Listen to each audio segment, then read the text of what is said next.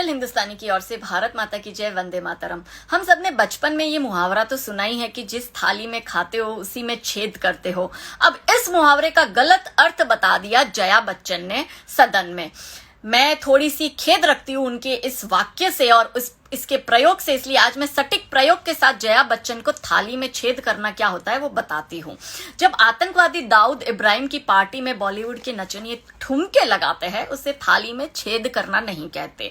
जब पाकिस्तानी आर्टिस्ट को आप अपने दुबई वाले आकाओं के इशारों पर और पाकिस्तानियों के इशारों पर बाइज्जत देश में बुलाकर काम देते हो और वही देश के छोटे से गांव से आते सुशांत और कंगना अपने दम पर एक बॉलीवुड में मुकाम हासिल करते और आप उन्हें आउटसाइडर बताते हो, इसे थाली में छेद करना नहीं कहते।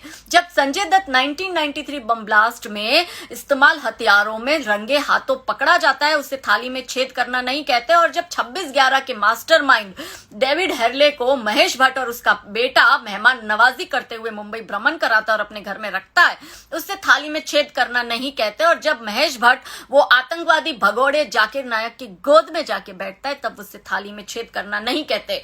जब देश में आमिर खान को डर लगता है, नसरुद्दीन को डर लगता है, जिस 80% हिंदुओं के देश में उन्हें रोटी, कपड़ा, मकान, इज्जत, दौलत, शौहरत, मल्टी मिलियनर बना दिया, वहां इन्हें डर लगता है। लेकिन टर्की की फर्स्ट लेडी को जाकर मिलकर वहां पे सुरक्षा महसूस होती है इनको, उससे थाली में छेद करना नहीं कहते। जब दीपिका पादुकोण भारत तेरे टुकड़े होंगे नारे लगाने वाले गद्दार कन्हैया कुमार को सपोर्ट करती है, इसे थाली में छेद करना नहीं कहते। और जब आप जैसे हिपोक्रेट बॉलीवुड में बैठकर हमारे महान योद्धाओं पर घटिया सी फैंटेसी मूवी बनाते हो, चाहे वो बाजीराव मूवी हो या पद्मावती हो, और उसी के सामने आप मुल्क जैसी मूवी बनाकर आतंकवादियों को ग्लोरीफाई करते हो या मुगलों को आप ग्लोरीफाई करते हो, जहां आप अब्दुल लतीफ जैसे गैंगस्टर पर रईस मूवी, संजय दत्त जैसे ड्रग एडिक्ट वुमेनाइजर और एक आर्म्स एक्ट के अंतर्गत दोषी करार पर आप उसको विक्टिम दिखाते हो, जब आप दाऊद और उसकी बहन पर हसीना पारकर और अजरुद्दीन जैसे मैच फिक्सर पर अजहर मूवी बनाकर उन्हें विक्टिम दिखाते हो, तब आपको थाली में छेद करना नहीं लगता।